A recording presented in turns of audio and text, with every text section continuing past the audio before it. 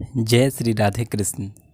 आज हम लोग स्वामी श्री हरिदास जी के जीवन चरित्र के बारे में सुनेंगे। स्वामी श्री हरिदास जी सदैव भगवान के नाम, रूप, लीला और गुणों में ही रमन करते थे, उनका ही कीर्तन करते थे और वृंदावन की कुंजों में ही भगवान श्री कृष्ण और माता राधा के युगल नामों का सदैव भजन करते रहते थे। स्वामी हरिदास जी एक विशेष निकुंज के सामने सदैव प्रणाम किया करते थे। शिष्यों के मन में बड़ी जिज्ञासा हुई कि वृंदावन की सभी कुंजें तो एक समान हैं, लेकिन स्वामी जी हमेशा इसी के निकुंज के सामने क्यों प्रणाम करते हैं। तो उनके शिष्यों में एक प्रधान शिष्य थे श्री विट्ठल विफुल देव जी। सभी शिष्यों ने उन्हें आगे करके बोला कि हम तो पूछ नहीं पाएंगे, आप ही उनसे पूछिए।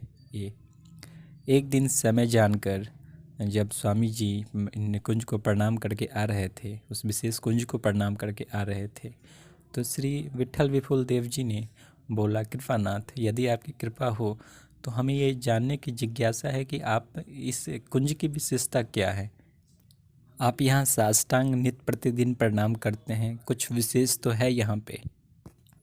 स्वामी जी ने कहा कि मुझसे क्या पूछते हो, स्वयं देख के आओ भीतर क्या कौतुक चल रहा है।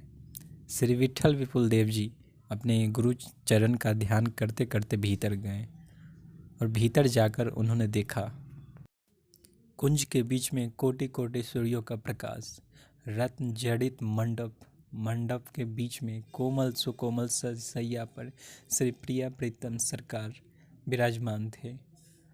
उनके चारों ओर सखिया चवर आदि से उनकी सेवा में लगी हुई थी। वहीं ठीक बगल में श्री ललिता सखी, मतलब श्री स्वामी हरिदास जी श्री ललिता सखी के रूप में जल की झाड़ी लिए और श्री विट्ठल विफुल देव को देखकर मुस्कुरा रहे थे। श्री विट्ठल विफुल देव जी ये देखकर उनका रोम रोम पुलकित हो गया, प्रेम से उनकी वाणी स्थगित होने लगी। वो उस तेज को सह नहीं पाए और दौड़कर बाहर आए। बाहर आकर देखा फिर से वही दृश्य, स्वामी हरिदास जी अपने शिष्यों के बीच में बैठकर उपदेश दे रहे हैं और उन्हें देखकर मन मन मुस्करा रहे हैं। स्वामी जी ने पूछा कि देख लिया? श्री विट्ठल विपुल देव ने जवाब दिया कि हाँ, देख लिया। तो स्वामी जी ने फिर से कहा, जाओ एक बार पुनः निहार करके आओ और इस बार कुछ प्रसाद भी लेते आना। श्री विट्ठल विपुल देव जी अंदर गए और फिर से वही दृश्य देखा। फिर से रत्न जड़ित मंडप के बीच में श्री प्रिया प्रीतम सरकार, सारी सखियाँ उनकी सेवा करती हुई।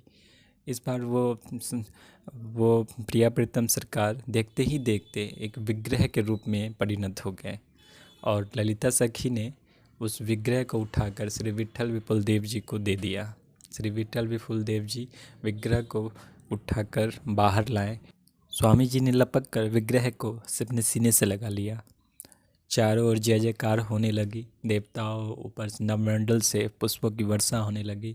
अत्यंत हर्ष का वातावरण छा गया, लेकिन स्वामी जी थोड़े से अकुला गए। सभी ने पूछा कि ये तो हर्ष और उल्लास का समय है, आप इतने उदास क्यों हो गए? स्वामी जी ने कहा कि ये तो महलों में रहने वाले ठाकुर हैं, इन्होंने हम भक्तों के सुख के लिए ये अपना रंग महल छोड़कर ये दोनों यहाँ आए हैं। हम तो ठहरे विरक्त आदमी, इनकी सेवा कैसे कर पाएंगे?